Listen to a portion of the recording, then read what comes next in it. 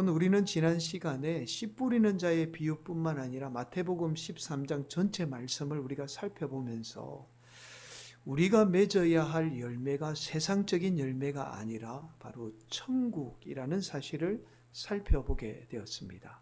예수님으로부터 임한 천국을 우리가 날마다 맺으며 살아가게 될 때 우리는 작은 겨자씨 하나가 거대한 나무가 되어서 많은 새들이 깃들듯이 우리 인생 또한 작은 열매일지 몰라도 우리의 삶을 통해서 천국의 열매는 100배, 60배, 30배의 결실을 맺게 됩니다. 이러한 천국을 맺기 위해서 우리는 마치 밭에 감추인 보화를 얻기 위해서 자신의 소유를 다 팔아서 그 밭을 사듯이 우리가 천국을 맺기 위해서 온갖 노력을 기울여야 한다라는 사실을 말씀을 드렸습니다.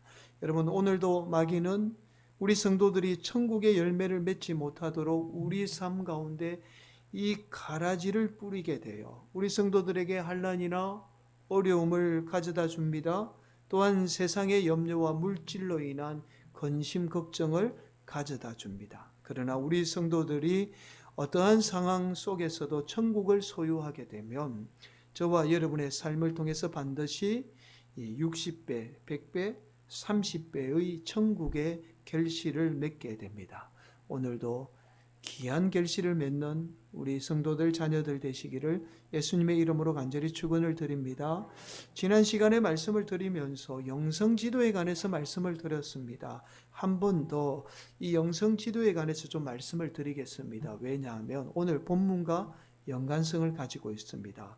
이 영성지도를 살펴보게 되면 우리의 가장 깊은 내면 속에는 영이 있습니다. 이걸 심령이라고 이야기를 하죠. 그리고 그 영을 둘러싸고 있는 것이 우리의 마음이죠. 우리의 마음은 우리의 생각을 지배하게 되고 생각은 우리의 행동을 낳게 되죠. 결국 우리가 상처를 받거나 우리가 상처를 받으면 어디가 상하게 되느냐 하면 우리 심령이 상하죠. 또한 우리는 이미 원죄로 말미암아 우리의 영이 상해 있습니다. 자, 이 상한 영은 우리의 마음을 좌우하게 되죠. 우리의 마음은 우리의 생각을 지배하고 우리의 생각은 어떻게 해요? 우리의 행동을 악한 행동으로, 나쁜 행동으로 이어지게 합니다. 자, 이러한 상한 영을 고치는 분은 오직 예수님밖에 없어요. 세상의 다양한 치료 이 프로그램은 여러분의 마음을 고칠 수 있어요. 상처받은 마음까지는 고칩니다. 그러나 우리의 영은 오직 예수님의 말씀, 예수 그리스도밖에는 우리의 이 상한 영을 고치지 못해요. 그래서 우리가 예수님으로 말미암아 상한 영이 회복이 되는 겁니다. 이 말씀을 드리는 이유가 예수님 당시 예수님의 말씀을 들었던 많은 사람 가운데 상한 영이 회복되며 놀라운 일들이 일어나게 돼요. 우리는 단순히 당시 사람들이 예수님의 기적만을 보았다, 병고침을 받고 기적만을 보았다라고 생각하지만 그렇지 않습니다. 영성지도처럼 예수님이 그들의 상한 영을 고치게 되자 당시 사람들의 삶 가운데 많은 변화가 일어나게 되죠. 그들을 억눌렸던 로마의 압제로부터 오는 이 상처, 억눌림으로부터 자유함을 누리게 돼요. 또한 가난의 문제마저도 그들 스스로 뛰어넘는 놀라운 변화들이 일어나게 됩니다. 자, 이러한 사람을 변화시키는 예수님의 놀라운 지혜와 능력을 보고는 사람들이 놀라게 돼요. 자, 오늘 본문 54절은 이렇게 말씀합니다. 고향으로 돌아가서 그들의 해당에서 가르치시니 그들이 놀라 이르되 이 사람의 이 지혜와 이런 능력이 어디서 났느냐.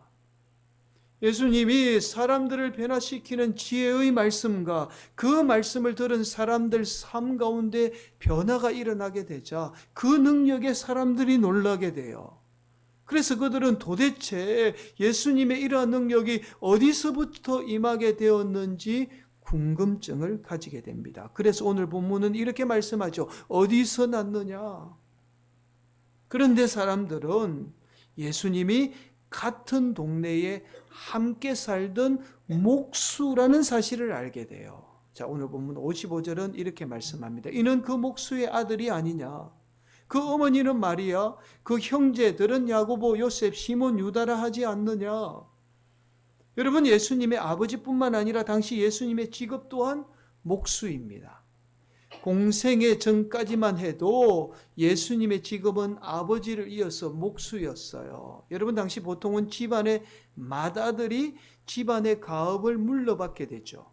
예수님도 어릴 적부터 이 가업을 물려받았기 때문에 적어도 20년 동안 목수 생활을 한 거예요. 예수님이 30세가 될 때 공생애를 시작하잖아요. 과거에 보면 한 10살 전후가 되면 가업을 물려받기 시작합니다. 그러니 예수님이 20년 동안 목수를 하신 거죠. 자, 당시 목수는 가장 천한 직업 중에 하나입니다. 그 이유가 있어요. 우리는 주로 이제 목수하면 집을 짓는 직업으로 생각할 수 있잖아요. 그러나 당시는 그렇게 나무로 집을 짓는 일이 흔한 일이 아니에요. 다 흙으로 집을 지었습니다. 그래서 당시 목수들이 하는 일이 주로 사람들을 십자가에 매달기 위해서 십자가의 형틀을 만드는 일을 했어요. 사람을 죽이기 위해서 십자가를 만드는 일을 목수들이 한 겁니다. 여러분, 예수님 당시 목수는 조금 가장해서 말씀을 드리면 우리나라로 치면 과거의 망나니와 같은 직업이에요. 여러분, 과거에 우리나라에 죄를 지어서 사형을 집행하게 되면 사람의 목을 쳐서 베게 되잖아요. 이러한 직업을 가진 사람을 뭐라고 이야기하죠? 망나니라 그러잖아요. 당시 목수도 비슷한 성격을 가지고 있었습니다. 그래서 당시에 목수가 천한 직업 중에 하나일 수밖에 없었던 거죠. 자, 또한 56절은 이렇게 말씀해요. 그 누이들은 다 우리와 함께 있지 아니하냐. 그런즉 이 사람의 이 모든 것이 어디서 났느냐 하고 또 사람들이 의문을 가지게 돼요. 어디서 났느냐? 여러분, 55절인 이 앞절은 예수님의 형제에 대해서 말씀하죠. 예수님의 형제에 대해서 다 알고 있다라고 말씀해요. 또한 56절은 예수님의 누이와 함께 있다라고 말씀합니다. 이 말은 사람들이 예수님의 형제와 누이를 다 알고 있다는 말이에요. 예수님의 형제나 누이를 다 안다는 것은 예수님 또한 어떤 사람이라는 것을 다 알고 있다는 뜻이죠. 예수님이 어떤 사람인지 다 알기에 예수님의 수준에서는 도저히 이러한 일들이 일어날 수 없다는 뜻이에요. 여러분, 우리나라만큼이나 교육을 중요하게 여기는 민족이 바로 유대민족입니다. 여러분, 지금도 유대민족 하면 자녀 교육으로 아주 유명한 나라죠. 이러한 교육은 예수님 당시에도 마찬가지였어요.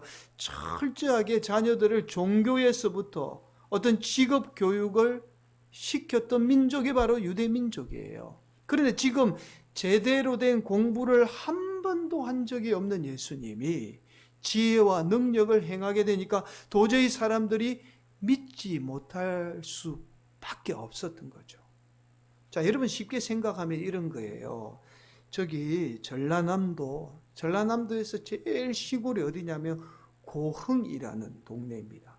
아주 시골 총동네에 고흥에 사는 초등학교도 제대로 나오지 않은 사람이, 그것도 남들이 그렇게 무시하던 직업을 가진 사람이 세상의 학문을 뛰어넘는 지혜로운 말을 하며 그 지혜로 인해서 사람들 가운데 놀라운 변화들이 일어나게 되자 사람들이 도저히 믿지 못했던 거죠. 그래서 그들이 이렇게 말씀하고 있어요. 도대체 이 지혜와 능력이 어디서 났느냐?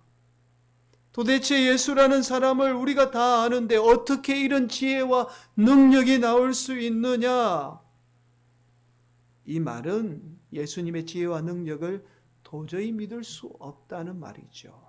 자, 그러자 그들이 예수님의 놀라운 지혜와 능력을 보고도 예수님의 이 배경으로 인해서 예수님을 배척하게 돼요. 58절은 이렇게 말씀합니다. 예수를 배척한지라.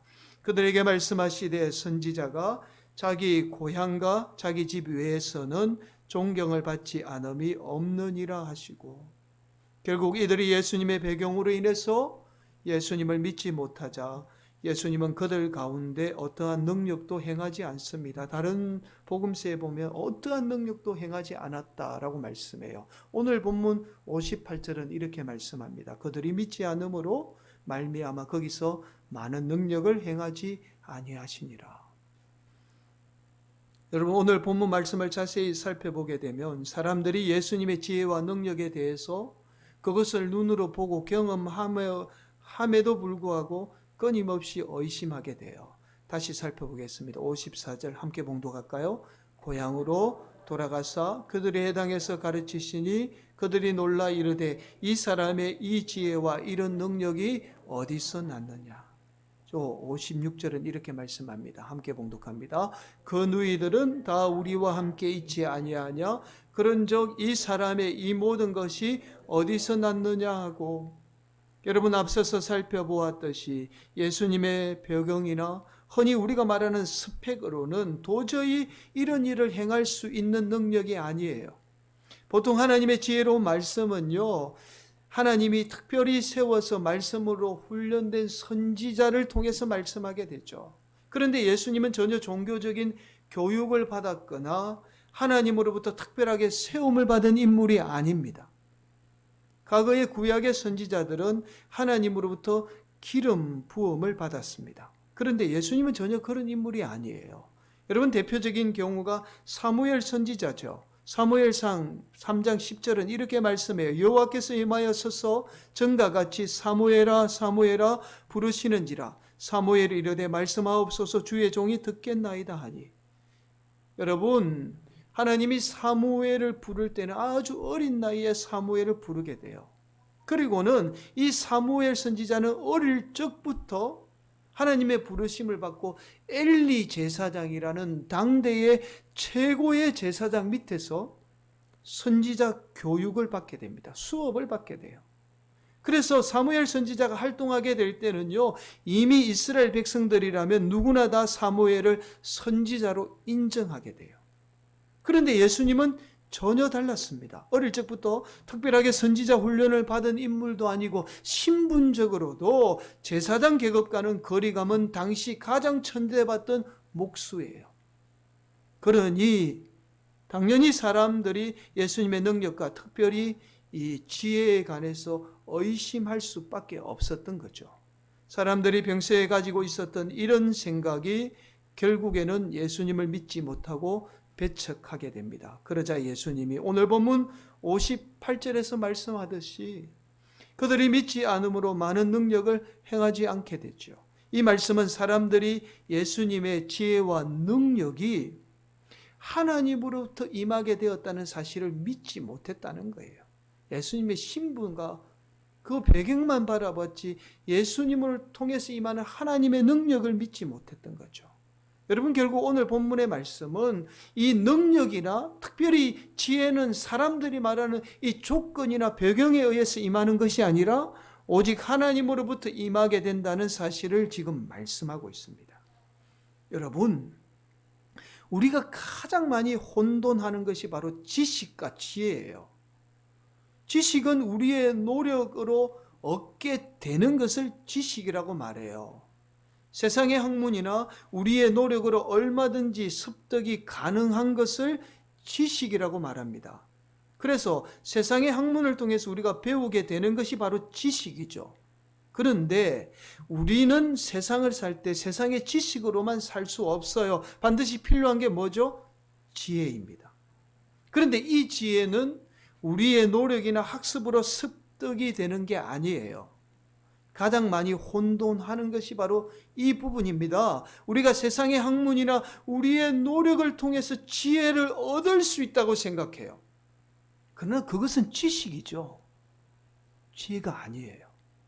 지혜는 오직 하나님으로부터 임하게 돼요. 그래서 성경 말씀인 잠언은 이렇게 말씀하죠. 잠언 9장 10절에 여호와를 경외하는 것이 지혜의 근본이요 거룩하신 자를 아는 것이 명철이니라. 저와 여러분이 하나님을 경외하게 될 때 하나님으로부터 임하는 것이 지혜예요. 그런데 우리가 여기에서 조금 더 깊이 있게 살펴보아야 할 것이, 구약의 잠언을 살펴보게 되면 잠언은 계속해서 지혜에 관해서 말씀하고 있어요. 이 잠언에서 말씀하는 지혜는 단순한 지혜가 아닙니다. 그래서 어려운 말로 이것을 지혜의 어인하라고 이야기를 해요. 마치 지혜를 사람처럼 말씀하고 있다는 거예요. 잠언에서 말씀하는 지혜는 예수님을 어인화해서 말씀하고 있다라는 겁니다. 결국 이 지혜는 오늘날은 예수님으로부터 임하게 된다라는 말씀이에요. 여러분, 다시 말씀드리지만 세상의 지식은 얼마든지 우리의 노력이나 세상의 학문으로 습득할 수 있어요. 그러나 지혜는 오직 예수님으로부터 말미암게 됩니다. 여러분, 세상의 지식은 누구나 다 가질 수 있죠. 노력하면 가질 수 있습니다. 우리가 열심히 노력 안 해서 못 가지는 거지. 다 가질 수 있어요. 그러나 하나님이 주시는 지혜는 오직 예수님으로부터 임하게 됩니다. 여러분, 우리는 왜 지혜로운 자가 되어야 하는지 알 수 있는 중요한 사실 하나가 있어요. 항상 지혜는 지식보다 위에 있습니다. 우리는 지혜보다 세상의 지식이 앞선다고 생각해요. 그래서 세상의 지식을 얻으려고 많은 물질과 노력을 기울이게 됩니다. 그러나 지식보다 지혜가 훨씬 위에 있어요. 이 사실을 알 수 있는 것이 바로 지혜로운 자가 세상을 다스리지, 지식 있는 자가 세상을 다스리지 않는다라는 사실이에요. 여러분, 인류 역사를 살펴보면 세상에 지식을 가진 자가 세상을 다스린 것이 아니라 지혜 있는 자가 세상을 다스렸다라는 것을 우리는 쉽게 발견할 수 있습니다. 그래서 세상의 지식보다 지혜가 훨씬 더 위에 있어요. 왜냐하면 이 지식은 우리에게 세상에 대해서 하나의 단편적인 해답만을 제시하죠. 이것이 지식이에요. 그러나 지혜는 변화하는 세상에 대해서 다양한 해답을 제시해 주는 것이, 우리에게 제시해 주는 것이 바로 지혜입니다. 우리가 세상으로부터 지식을 얻는 문제도 중요하지만, 그러나 저와 여러분, 심지어 우리 자녀들에게 지식보다 더 소중한 것이 바로 지혜입니다. 우리가 지혜로운 사람이 될 때 시시각각 변화하는 이 세상으로부터 이겨낼 수 있는 능력을 소유하게 돼요. 그래서 오늘 본문에 말하는 능력은 단순히 미라클적인 기적을 말하는 능력이 아니에요. 본문에서 말하는 능력은 디나미스입니다. 이 디나미스에는 가능케 하다라는 뜻이에요. 무엇인가를 할 수 있다는 뜻이에요. 우리를 가능케 하는 힘은 바로 지혜로부터 나오게 된다는 말씀이에요. 그래서 능력은 반드시 지혜로부터 나오게 됩니다. 사랑하는 성도 여러분, 우리는 환경이나 조건에 의해서 지혜가 나온다고 생각해요. 그래서 끊임없이 좋은 환경과 조건을 만들려고 해요. 그러나 우리의 삶을 지혜로 이끄는 것은 어떤 세상의 조건이나 환경이 아니라 오직 예수님으로부터 임하게 됩니다. 오늘 본문의 사람들처럼 우리가 진짜 능력이 어디에서부터 오는지 깨닫지 못하면 그 능력은 역사하지 않아요. 진짜 능력은 오직 예수님으로부터 임하게 돼요. 그 사실을 믿고 우리가 깨닫게 될 때 저와 여러분은 진정한 지혜와 능력을 소유하게 됩니다. 진정한 지혜와 능력은 우리의 노력으로 얻어지는 게 아니에요. 여러분, 만약에 우리의 노력이나 수고로 얻어진다면 그건 진정한 지혜나 능력이 아니죠. 왜냐하면 누구나 다 가질 수 있기 때문이에요. 누구나 다 가질 수 없기에 그것이 지혜가 되고 능력이 되는 거예요. 하나님이 우리에게 주시는, 나에게만 주시는 특별한 지혜가 있는 거고 능력이 있는 거예요. 세상과 비교할 수 없는. 오늘도 그 지혜와 능력은 오직 예수님으로부터 말미암습니다. 이 세상을 이길 지혜와 능력은 오직 예수님으로부터 임하게 돼요. 오늘 우리 친구들이 혹 하나님의 말씀을 들으면서 이런 생각을 가질 친구가 분명히 있을 거예요. 세상의 지식보다 지혜가 더 중요하다고 했으니까 이제부터 뭐 세상의 지식 소용없겠네, 이제 공부할 필요 없겠네, 이렇게 생각하는 친구들이 분명히 있을 겁니다. 우리 친구들에게 세상의 지식이 필요하지 않다는 말씀이 아니에요. 세상의 지식도 때로는 필요하죠. 그러나 더 중요한 것이 바로 세상을 이기게 하는 지혜라는 말씀을 드리는 거예요. 그 지혜는 오직 예수님으로부터 주어진다라는 사실을 지금 여러분에게 말씀드리고 있는 거죠. 여러분, 우리 부모님들도 마찬가지예요. 우리 자녀들이 세상의 지식만을 얻도록 노력해서는 안 됩니다. 반드시 우리 자녀들이 하나님이 주시는 지혜를 소유할 수 있도록, 세상의 지식 얻도록 이 노력하는 것만큼 우리 자녀들이 하나님을 경외하는 일에 힘써야 해요. 그렇지 않고서는 우리 자녀들이 세상을 이겨내는 지혜로운 자녀가 될 수 없습니다. 여러분, 또한 저와 여러분의 자녀들이 세상의 지식적으로 조금 부족할 수 있어요.